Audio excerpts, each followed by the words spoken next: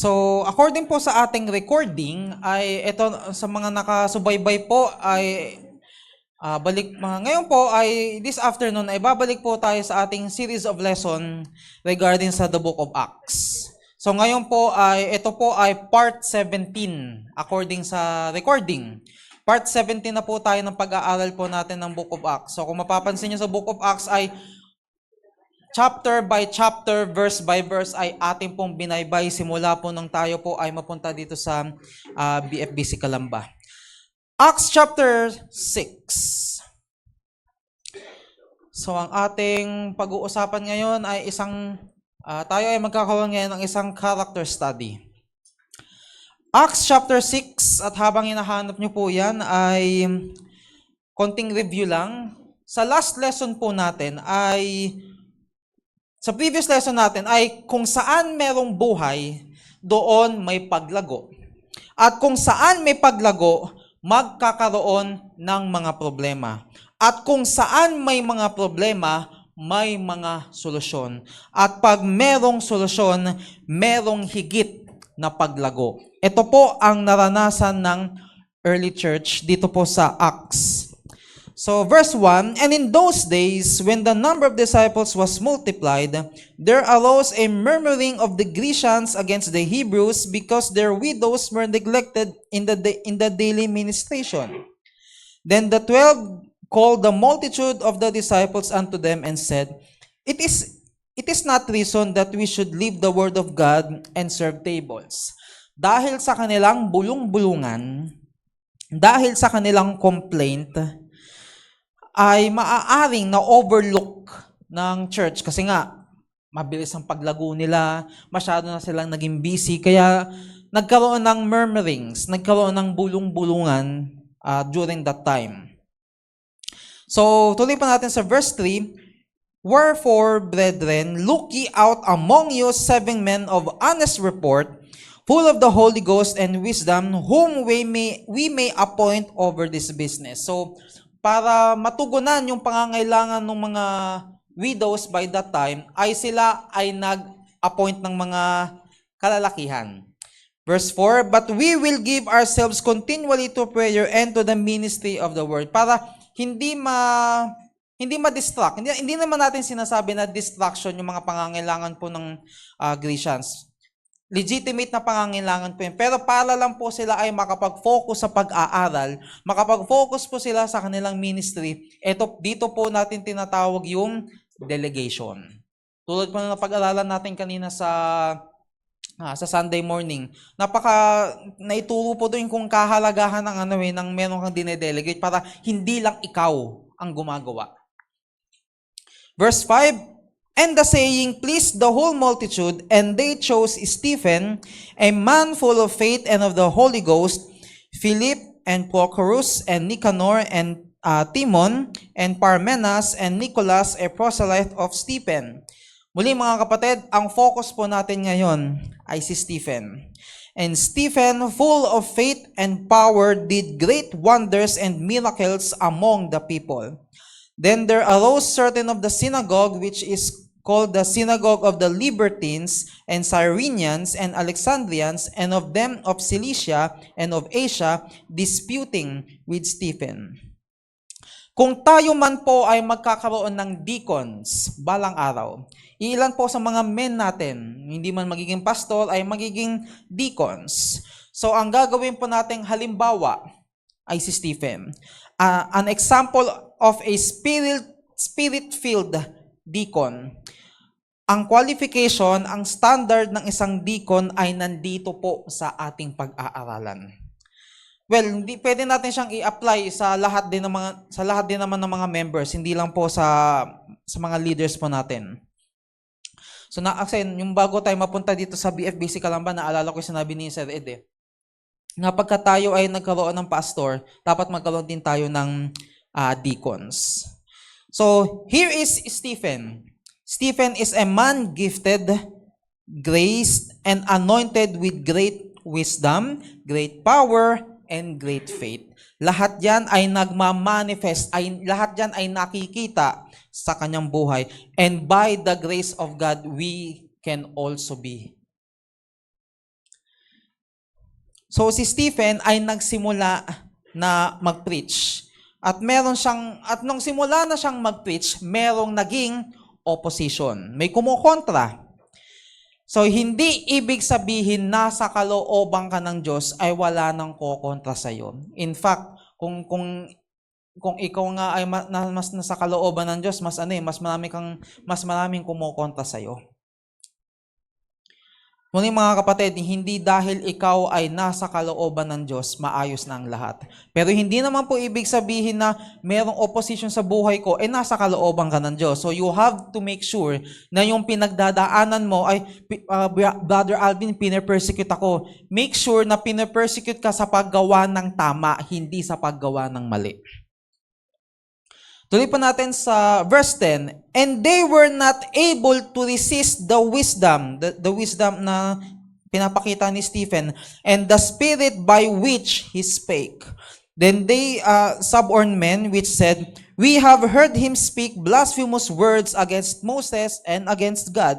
Since hindi sila makapag-oppose, nag-usap-usap sila kung paano nila papatayin si Stephen. Kasi hindi nila matanggap, naririndi sila sa katotohanan na sinasabi ni Stephen. Verse 12, And they stirred up the people and the elders and the scribes and came upon him and caught him and brought him to the council and set up false witnesses which said, This man ceases not to speak blasphemous words against this holy place and the law. For we have heard him say that this Jesus of Nazareth shall destroy this place and shall change the customs which Moses delivered us. And all that sat in the council looked steadfastly on him. Tingnan niyo po mga kapatid. Saw his face as it had been the face of an angel. Tinitignan nila si Stephen at nakikita nila si Stephen sa kanyang pagmumuka, nagniningning ng parang isang anghel. His defense is so powerful, they cannot overcome his defense as he speaks. He is so full of wisdom, he is so full of power, he is so full of faith. Kaya nag-decide na lang sila na patayin si Stephen, which is, alam po natin yung kwento, he was dead by stone. Ang sabi ng mga lawyers, kapag ikaw ay nakikipag-argue sa isang case, kung ang facts ay nasa panig mo, state the facts. Kung ang facts ay, if the facts are not on your side, but the law is on your side, you will state the law. Sasabihin mo yung batas. But if the law ay hindi panig sa'yo, ang gagawin mo, titirahin mo yung tao. Ulitin ko mga kapatid, sa batas, usually sa mga attorney, sa judge, pag ang batas nasa panig mo, sasabihin mo yung batas. Pag ang katotohanan ay nasa sayo, sasabihin mo yung katotohanan. Pero pag hindi panig sa'yo ang batas, pag hindi panig sa'yo ang katotohanan, ang gagawin mo, sisiraan mo yung tao. Ganyan po ang ginawa nitong, kung sa panahon natin ngayon, Supreme Court. Wala silang masabi kay Stephen, kaya siniraan nila si Stephen. Stephen was full of faith and of the Holy Ghost. Acts 6 and verse 3, sabi ng mga kapatid, Wherefore, brethren, look ye out among you 7 men of honest report, full of the Holy Ghost and wisdom, whom we may appoint over this business. At sino yung isa sa mga men na yon? Verse 8, And Stephen, full of faith and power, did great wonders and miracles among the people. Sa verse 10, And they were not able to resist the wisdom and the spirit by which he spake. So mga kapatid, sa hapong ito, meron tayong 3 qualifications as we do a character study sa buhay po ni Stephen, na I hope and pray na hindi lang ito ang maging character ng ating magiging future pastor, ito rin po ang maging character ng ating mga future deacons ng BFBC Calamba.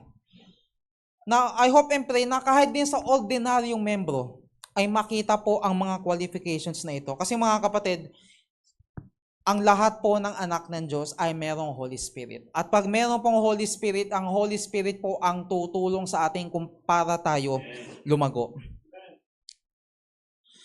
At ang isa pa ang kailangan nating ang isa pa pong matututunan natin sa lesson na ito, napakaganda nung naituro sa commitment to God. Napakaganda po na naituro sa ating Sunday morning, yung the value of teamwork. Napakaganda po at napakahalaga po niya mga kapatid. Pero, what if ikaw na lang ang gumagawa? What if ikaw na lang ang nagpapatuloy? What if ikaw na lang ang gumagawa ng tama? Magpapatuloy ka pa ba? Ito po ang ating pag-aaralan for this afternoon. Number 1, Stephen was full of wisdom to speak for Christ. And they were not able to resist the wisdom and the spirit by which he spake. Kung babasahin niyo po yung Acts, yung chapter 7, makikita niyo po yung kaalaman at karunungan ni Stephen kung paano niya pinagtanggol ang kanyang sarili laban sa council. Meron siyang pambihirang kaalaman sa salita ng Diyos. Nagkaroon na si Stephen ay nagkaroon na tinatawag natin na discourse. Or sabihin na natin meron siyang naging series of lesson regarding po sa buhay po ng Panginoong Hesukristo. Piniresent niya ang Messiah, the Lord Jesus Christ, through biblical history. Nagawa niya yon dahil sa Holy Spirit of God. At yung karunungan niya ay isang supernatural. Yan po ay galing sa Diyos. Hindi po niya yang galing, hindi po yan sa talino niya. Galing po yan sa Panginoon.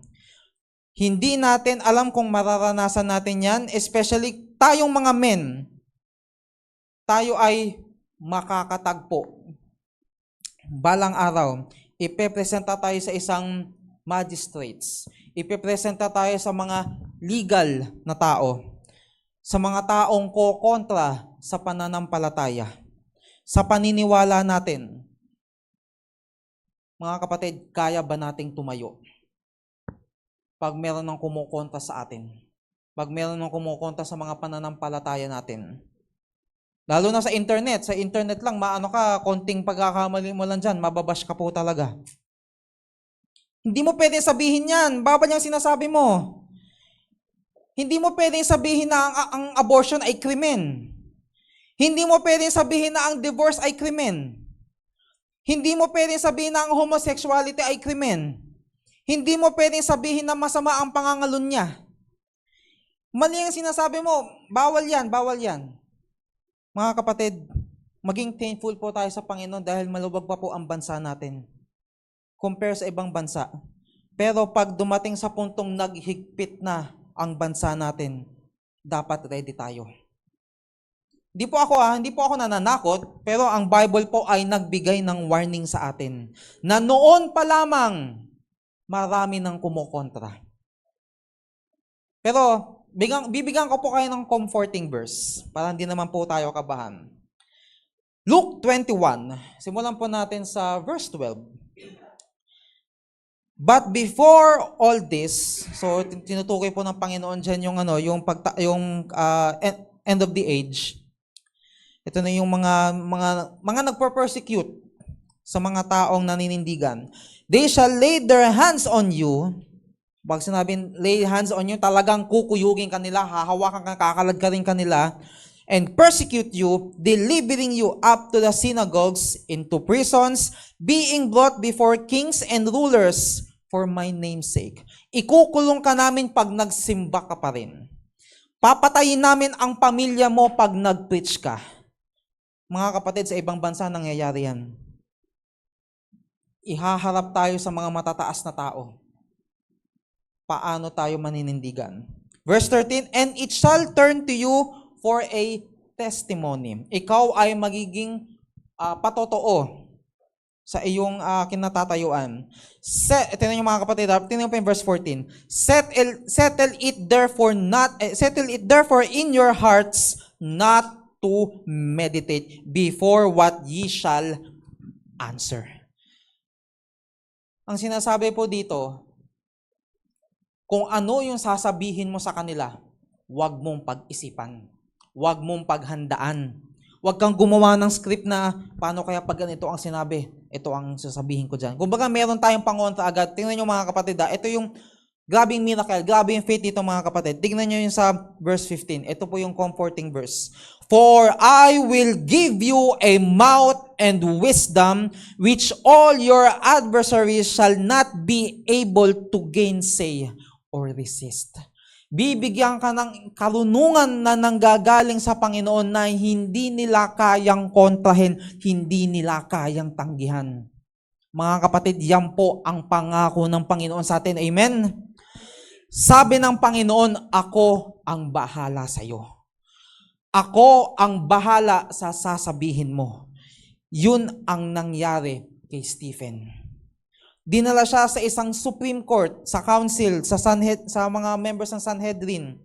May mga false witness against sa kanya o laban sa kanya. Merong mga kasiraan tungkol sa kanya. Talagang pagdating noon pa lang, uso na ang chismis, uso na ang paninira . Hindi natin alam kung kailan tayo magkakaroon ng ganyang opportunities. Kaya mga kapatid, maging ready po tayo. Manalangin po tayong maigi. At ito po ang pangako ng Panginoon sa atin sa verse 15.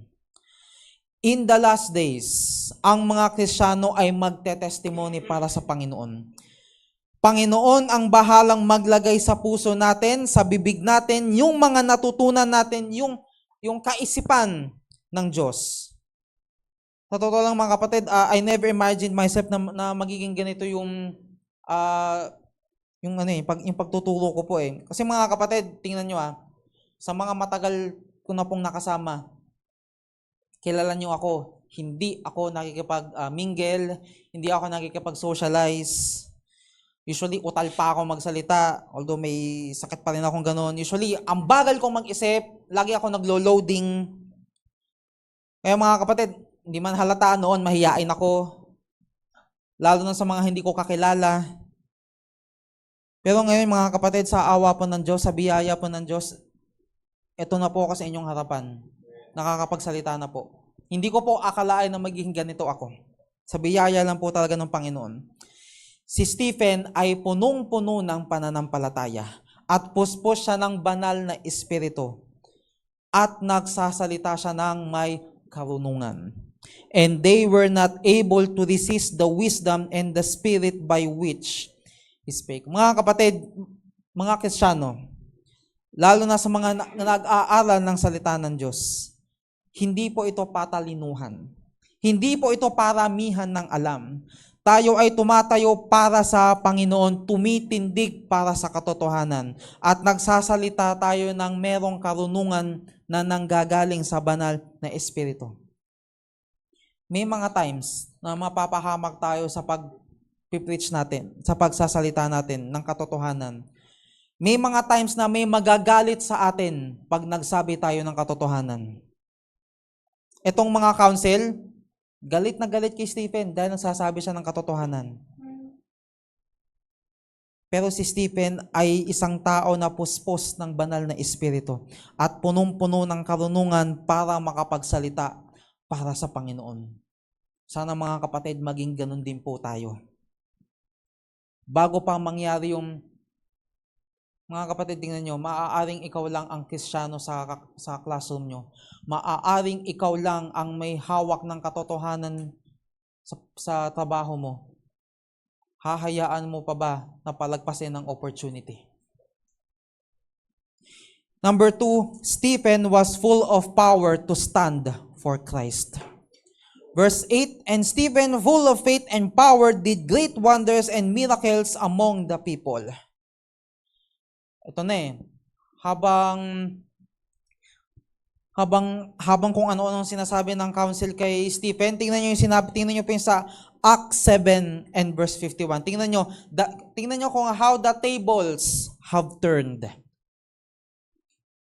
Na si Stephen ay siya dapat yung instead na siya yung nasa defense, ngayon siya na yung nasa offense. Makikita niyo po yun sa Acts 7 verse 51.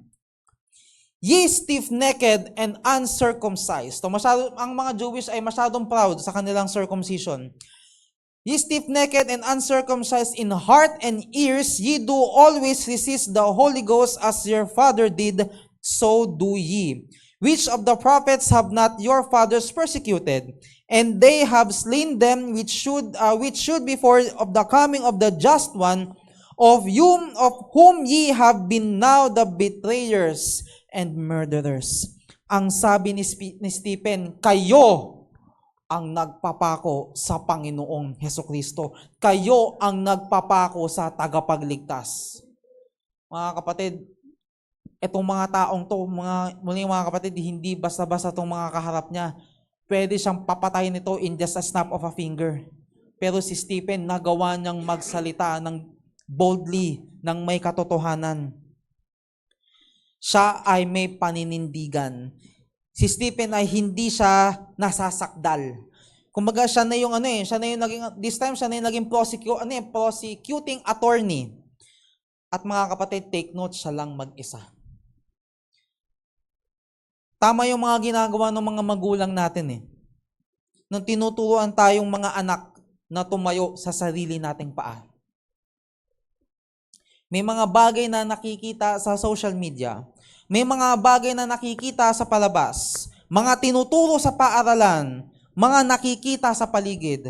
Mga impluwensya ng mga kakilala.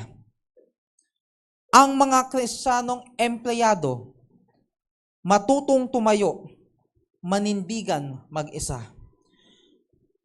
May mga kasama ka na puro bisyo. May mga kasama ka na palamura. O yung tinatawag natin na BI or bad influence. May mga kabastusan. Yan ay mga manginginom. Naalala ko nung nag-aaral pa ako sa college kasi itong mga to, pag madalas overtime. Madalas nag-overnight.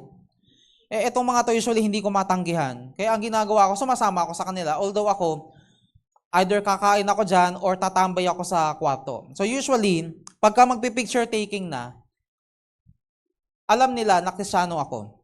Pag magpipicture taking na, yung sigarilyo, yung alak, tinatabi nila. Kasi sabi ko, pag nag-picture taking tayo, ayoko nang may makakakita sa akin na baka napapagkamalan akong umiinom at nagyoyosi din. Yun po yung nakakatawa dun sa mga naging kasama ko. Nirerespeto nila yung paniniwala ko, yung paninindigan ko. Kaya mga kapatid, masarap sa pakiramdam.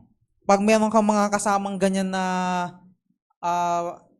alam mo yun, they respect kung ano yung iyong pinaniniwalaan. Pero si Stephen, mga kapatid, nag-iisa lang siya. Pero siya ay puspos ng banal na espiritu, punong-puno ng karunungan na makapagsalita para sa Diyos at punong-puno siya ng kapangyarihan para sa Diyos para tumayo, tumindig ng mag-isa. Ipanalangin po natin yung mga estudyante po natin ngayon, mga kapatid. Sa panahon natin ngayon, peer pressures. Mga impluwensya ng mga unsaved. O take note mga kapatid, hindi po natin, pag sinabing unsaved, hindi ibig sabihin lahat yan masasama. So wag po tayo maging legalistic na ang mga unsaved ay hindi matino. Minsan nga, ang nakakalungkot nga niyan, yung mga unsaved pa yung mas matino kaysa sa Kristiyano Ang mga kabataan po natin ay turuan at gabayan ng tamang pamamaraan at sa tamang panahon ng pag-ibig. Nakikita nila seemingly, bakit sila may ganito, may ganyan? Bakit siya maayos ang buhay? Bakit siya parang yung love life nila parang masaya sila? Lalo na kayong mga ladies, tandaan nyo mga ladies, kayo ang lugi. Kaya maging maingat kayo. Maging maingat ka sa akin. Sinasabi ko ng totoo yan, harap-harapan yan. Maging maingat sa akin si Joyce. Mga ladies, alam niyo yung sinasabi ko. Maging maingat kayo. Mga nakikita sa social media, kung ano-ano mga pinagpo-post, mga reklamo sa buhay, mga reklamo sa magulang, dinadaan sa social media, mga kabataan na lahat ng reklamo doon na pinost sa social media. O mga kapatid, iwasan nyo at maging wise kayo sa pinagpo-post ninyo. Ganyan pala ang pamilya mo. Ganyan pala ang simbahan nyo. Ganyan pala ang mga kaibigan mo. Mga kapatid, maging maingat kayo. Kung wala namang masabing maganda, huwag ka na lang mag-post. Mga kabataan, mga Kristiyano na kayang tumindig, tumayong mag-isa sa mundong ito. Tayo ay magkaroon ng tapang, hindi yung parang tayo na tawag na go with the flow. Sabi daw nila go with the flow daw. Ang sabi ko naman only dead fish go with the flow. Kung tayo mga Kristiyano ay mag-go with the flow, let's go with the flow sa gustong ipagawa sa atin ng Panginoon. Si Stephen ay walang takot kahit nasa panganib ang kanyang buhay. Mga kapatid, pag dumating ba sa puntong tayo na rin mag-isa, kaya ba nating tumayo para sa Panginoon? Pag di ka nagtrabaho ng linggo, maaalis ka sa trabaho.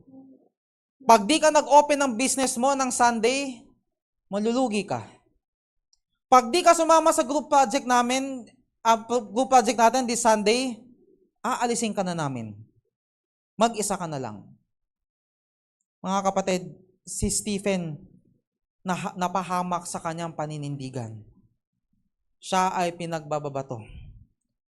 Pero ang pinanghahawakan ni Stephen, nung sinabi ng Panginoong Yesus, and fear not them which kill the body, but are not able to kill the soul, but rather fear him which is able to destroy both soul and body in hell. Matthew 10 and verse 28. Merong supernatural na tapang si Stephen. Di ko po alam kung kanino nanggaling to. Real courage is not the absence of fear. It is the mastery of fear. Knowing that the Lord Jesus Christ is with us and He will not forsake us. Maaaring ang iba sa atin ay mamamatay sa ating paninindigan. Maaaring ang iba sa atin ay mapapahamak sa ating pananampalataya. Pero hindi po ibig sabihin nun maghahanap na tayo ng gulo. Mga kapatid, iba naman yung ilulugan naman natin yung tapang natin na anak ako ng Diyos, bahala kayo dyan. Tingnan nyo po sa 2 Timothy verse 1. Ito po ang comforting verse sa ating mga kapatid na dapat hindi tayo dapat makaramdam ng takot. For God had not given us the spirit of fear, but of power and of love and of a sound mind. Be not thou therefore ashamed of the testimony of our Lord, nor of me his prisoner, but be thou partaker of the afflictions of the gospel according to the power of God. Stephen had the power to stand alone. He had the wisdom to speak for God. He had the power to stand for God. At para po sa ating last point, Stephen had the faith to suffer for Christ. Matapos mag-preach ni Stephen ng isang powerful message, Acts 7 verse 54, when they heard these things, they were cut to their heart. Alam po natin na anong verse sa Hebrews, yung for the word of God is quick and powerful and sharper than any two-edged sword. Talagang naano yung puso nila. And they gnashed on him with their teeth. Talagang nanggigigil sila sa inis.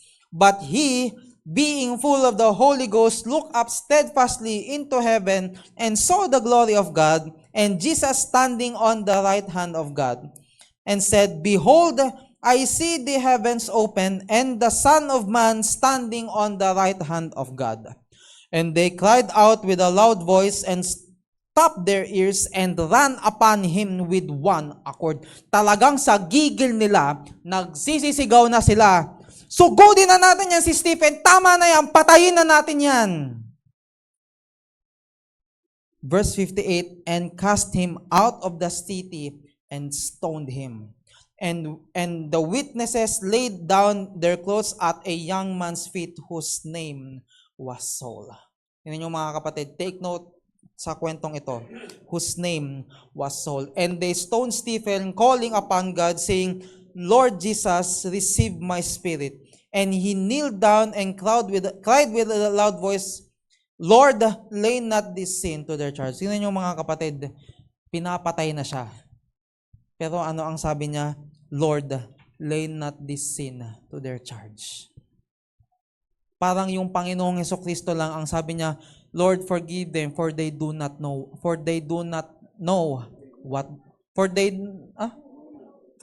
not what they do. Mga kapatid, take note, pinapatay na siya, pero nagawa pa niyang magpatawad. He was full of faith, full of the Holy Ghost. And when he had said this, he fell asleep. The word sleep is the biblical term sa mga Kristiyanong talagang natutulog lang po talaga. Na alam natin balang araw ay tayo po ibabangon. Maaaring magtataka ang ilan sa atin kung bakit kailangang magdusa si Stephen. Mga kapatid, ang mas tamang tanong, nagdusa, naghirap si Stephen, bakit tayo? Hindi ba pwedeng magdusa at maghirap din? Mga kapatid, permit me to say this. Ang iilan sa atin hindi po nagsosolvin. Kahit ang simpleng pagbigay ng tracts, hindi pa natin magawa. We hide behind these walls and the security of friends, but beyond the stained glass windows, the world is lost in sin. Gusto kong maging katulad ni Peter. Si Peter ay nakapag-preach. May na-save na 3,000 souls. Mga kapatid, tingnan nyo. Full of faith and full of Holy Ghost ni si Peter. Pero tingnan yung nangyari kay Stephen. Si Stephen, full of faith and Holy Ghost, instead na ang natanggap niya 3,000 souls, ang natanggap niya 3,000 stones. Mga kapatid, Stephen was a witness. Mga kapatid, alam nyo ba na ang salitang witness at ang salitang martyr ay iisa lang sa Greek? Let me say this. Tingnan nyo po mga kapatid and ye shall be my martyrs. Ang sabi ng Panginoon, ye shall be my martyrs. Let me say this carefully, slowly, and clearly para maintindihan po ng lahat. Sana yun? Ang isang tao ay hindi nagiging martir sa pamamagitan ng pagkamatay para kay Jesus. Siya ay nagiging martir sa pamamagitan ng pamumuhay para kay Jesus. Ulitin ko po mga kapatid, ang isang tao ay hindi nagiging martir sa pagkamatay niya para kay Hesukristo. Siya ay nagiging martir pag siya ay namuhay para kay Jesus. Persecution does not make martyrs. It reveals martyrs. Kasi mga kapatid, hindi naman lahat ng Kristiyano ay namuhay para sa Panginoon. Yung iba nag-backslide, yung iba sumuko. Si Stephen is a man full of faith and he could stand for the Lord Jesus Christ. Faith enables you to suffer. Kaya kaya nating pagdaanan yung hirap ng buhay ngayon, kaya nating lagpasan yung bagyo ng buhay dahil sa pananampalataya. Yung mga kapatid, faith does not necessarily get you out of difficulty. Muli mga kapatid, faith does not necessarily get you out of difficulty. Yung mga kapatid, si Sander, sino ang nilulook up niya? Yung mga kaedaran nila Kuya Eman. Si Kuya Eman, sino ang nilulook up niya? Yung mga kaedaran ko. Ang kaedaran ko, sino ang nilulook up ko? Yung mga adults. Yung mga adults, sino ang nilulook up nyo? Yung mga senior. Mga kapatid, may mga nakatingin sa atin. May mga nakabantay sa atin. Lahat tayo ay nakakaranas ng paghihirap. Some of us, sobrang tindi ng paghihirap. Some of us ay merong dinadanas, pero salamat mga kapatid, nagpapatuloy ka. Mga kapatid, permit me to say this. Yung mga matatagal ng Kristiyano, may mga nakatingin po sa inyo. may nagmamasid sa inyo. Ang dami mong pinagdaanan, ang dami mo nang nalagpasan. Ang dami mo nang napagtagumpayan, malapit ka na sa finish line. Hindi naman sinasabing mamamatay ka na. Alam mo yun, yung reward sa'yo ng Panginoon malapit na. Tapos bigla ka pang tatalisod, bigla ka pang susuko, bigla ka pang mawawala. Mga kapatid, hindi natin sinasabi na hindi tayo magkakamali. Lahat tayo nagkakamali, pero mga kapatid, the moment na inalis natin ang tingin natin sa Panginoon, tapos tayo. Ang pagsubok ay nandyan, tandaan natin. Pero tingnan nyo mga kapatid, ang pagsubok nandyan, pero ang Panginoon ay nandyan din. Kasama natin. Yung faith natin sa Panginoon ay magiging dahilan para hindi tayo sumuko sa laban ng buhay. Tingnan nyo po yung sinabi sa Hebrews. Alam natin na dito natin makikita yung heroes of the faith. Yung kumbaga God's Hall of Famers. At yung writer ng Hebrews, kung mababasa niyo yung writer ng Hebrews, parang wala na siyang time, nauubos na yung oras niya. Kung maiintindihan niyo yung message niya, para bang kulang yung yung kanyang sinusulat, no? Para bang yung mga preachers natin pagka nagmamadali na. Tingnan niyo po yung sinabi sa Hebrews 11 and verse 32. Tingnan niyo po ito po yung mga heroes of the faith, kung paano nila napagtagumpayan yung kanilang mga pinagdaanan. And what shall I more say? For the time would fail me to tell of Gideon, and of Barak, and of Samson, and of Jephthah, of David also, and Samuel, and of the prophets. So talagang marami na siyang napaghandaan, pero kulang na kulang po talaga siya sa oras dun sa kanyang pagsusulat nung itong writer of Hebrews. Tingnan nyo who, through faith, kapatid through faith, subdued kingdoms. Amen? Wrought righteousness. Amen? Obtained promises. Amen? Stop the mouth of the lions. Mga kapatid, sa pamamagitan ng faith, napagtagumpayan nila lahat ng mga to. Ano pa? Quench the violence of fire. Amen? Mga kapatid, gusto natin to. Gusto natin na mapagtagumpayan natin na meron tayong masubdue na kingdom, meron tayong mapagtagumpayan na kasamaan, meron tayong matanggap na pangako galing sa Panginoon, mapahinto ang bibig ng mga leon. Gusto niyo mangyari mga kapatid? Say aloud, amen. Quench the violence of fire. Say aloud, amen. Escape the edge of the sword. Out of the weakness were made strong. Wax valiant in fight. Turn to flight the armies of the aliens. Mga kapatid, lahat dyan napagtagumpayan nila dahil sa faith.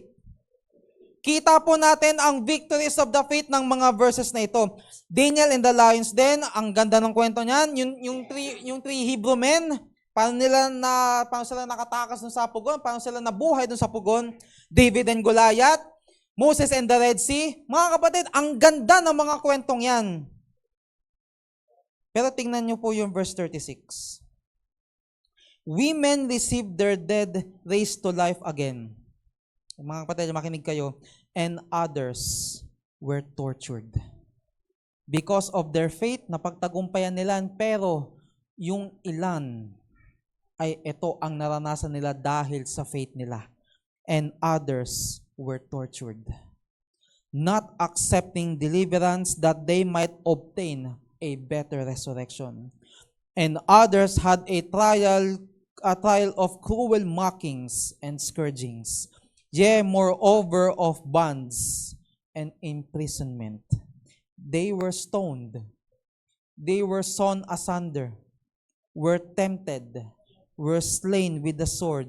They wandered about in sheepskins and goatskins, being destitute, afflicted, tormented. Of whom the world was not worthy, they wandered in deserts, in mountains, and in dens and caves of the earth. And this all have obtained a good report through faith, receive not the promise. Mga kapatid, they did that by faith.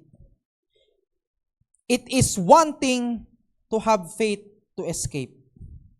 It's another thing to have faith to endure. It's one thing to have faith for deliverance. It's another thing to have faith for death. It's one thing to have faith to be healed. It is another thing to have faith not to be healed and still to praise God if it is His will. Marami na tayong nabasang great men sa Bible because of their faith. Pero tingnan niyo mga kapatid, Zechariah the prophet was stoned to death. Si Isaiah, tinali sa puno at nilagari siya. Were sawn asunder. Ang mga early Christians na ituro sa atin noon, pinapakain sa mga leon. Ang mga Kristiyano noon namatay because of their faith. Stephen was a man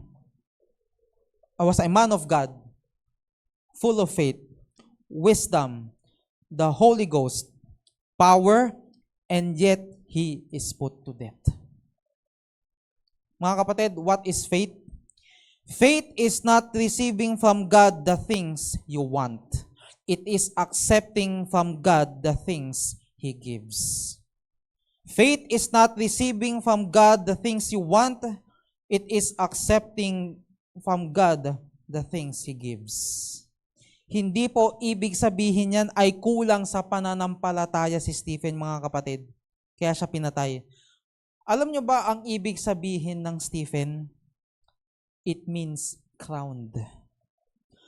Stephen died a victor. He did not die a victim. He died a conqueror. And when he died, there were no regrets. Pag tayo po ba ay namatay, mamamatay ba tayo ng may regret? Balang araw, masasabi ba natin, I have fought a good fight, I have finished my course, I have kept the faith?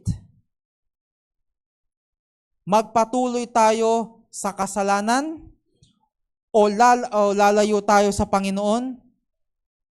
Or balang araw, gusto nating masabi yung verse na yan? May isang pastor na dumalaw sa isang member niya. Ang sabi niya pwede mo bang, pastor, pwede bang palabasin mo yung mga kasama ko? Gusto lang katang makausap mag-isa. So, lumabas ng lahat. Ang sabi niya, pastor, natatakot po akong mamatay. Pero tinanggap ko na ang Panginoong Hesukristo sa buhay ko. Pero pastor, takot akong mamatay. Kasi wala pa ako naso-soul win sa Panginoon. Hindi ko nagagawa ang soul winning. Kaya pastor, takot po akong mamatay. Hindi ko kayang humarap sa Panginoon. Dahil hindi ako nagso-soul win.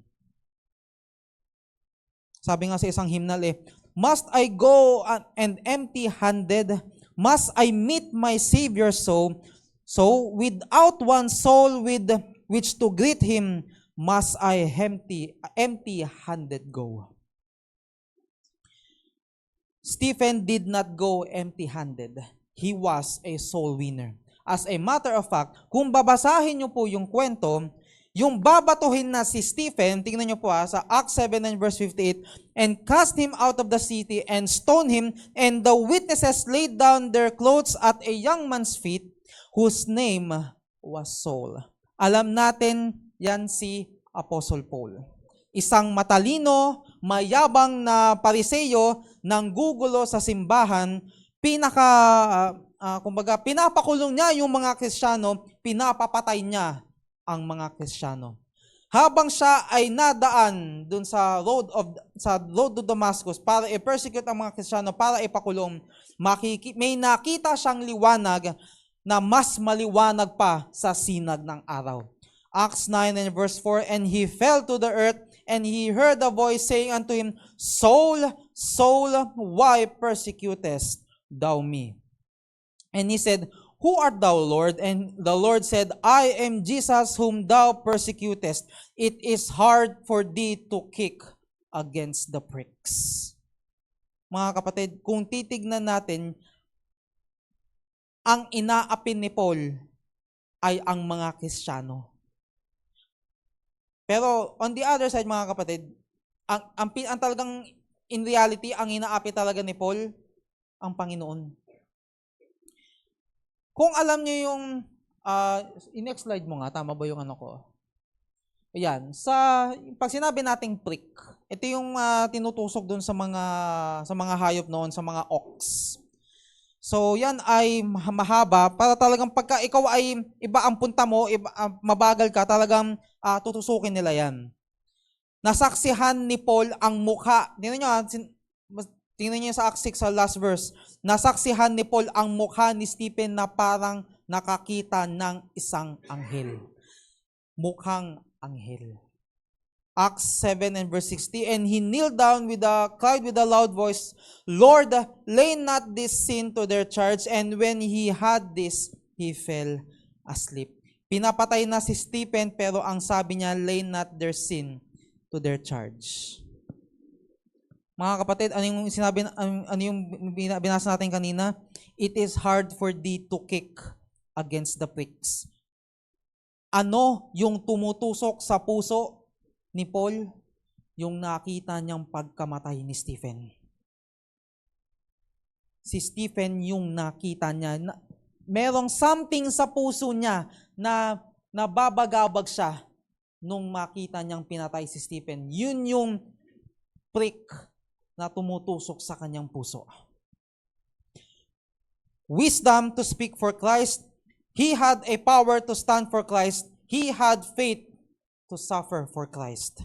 For our conclusion. May isang atheist na talagang meron siyang talagang oratory. Talagang pagdating sa pagsasalita ay wala kang masasabi sa kanya. Prepared siya sa bawat tanong.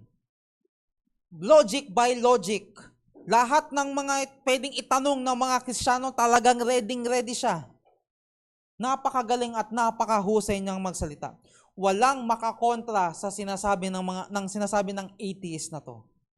At nung matapos na siyang magsalita, siya ay nagtanong, meron bang gustong kumontra sa sinabi ko?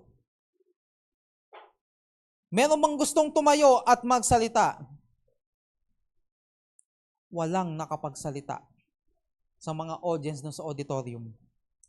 Pero may isang batang babae na nasa likod ng balcony. At habang siya ay kinakabahan ng sobra, bigla siyang umawit. Stand up for Jesus, ye soldiers of the cross. Lift high his royal banner, it must not suffer loss. From victory unto victory, his army shall he lead, till every foe is vanquished, and Christ is Lord indeed. Then habang aawitin na niya yung second stanza, may mga ilan na nagsimula na ring sumabay sa kanyang pag-awit. Stand up for Jesus. Stand in His strength alone. The arm of flesh will fail you. Ye dare not trust your own. Put on the gospel armor and watching unto prayer. Where duty calls or danger, be never wanting there. And by this time, karamihan na sa mga nandun sa auditorium ay nagsimula na silang kumanta ng last stanza. Stand up for Jesus. Stand in His strength alone. Teka lang, mali pala yung lyrics ko. Mali pala yung na-type ko. So mga kapatid, habang inaawit nila to, nagtaka sila. Nasaan yung atheist, biglang nawala. Yung pala ay nagtakip na siya ng muka at lumabas sa likod. Mga kapatid, sa panahon ngayon, matuto tayong tumayo para sa Panginoon. Let's preach the gospel, share the word, Yung social media natin, gamitin natin. Tayo ay makapagbahagi ng salita. Magsama-sama tayong umawit at i-declare sa kapwa nating Kristiyano, stand up for Jesus. At diyan po nagtatapos ang ating pong lesson regarding sa buhay po ni Stephen. Tayo po ay tumayon lahat.